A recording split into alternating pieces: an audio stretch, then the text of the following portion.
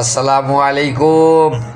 আসুন বন্ধুরা, আমার আপুজানেরা, ভাই বোনেরা, কোন আপুজান ভাইয়েরা পছন্দ করে হাতে মশলা বাটা?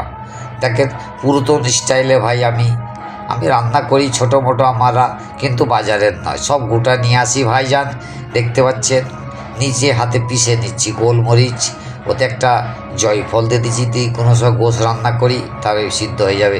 এই জিরে দেখেছেন, একদম ফ্রেশ প্যাকেটের জিরে, কোনো নোংরা পাবেন না, কোনো জিনিস নেই, ডালপালা কিচ্ছু নেই ভাই।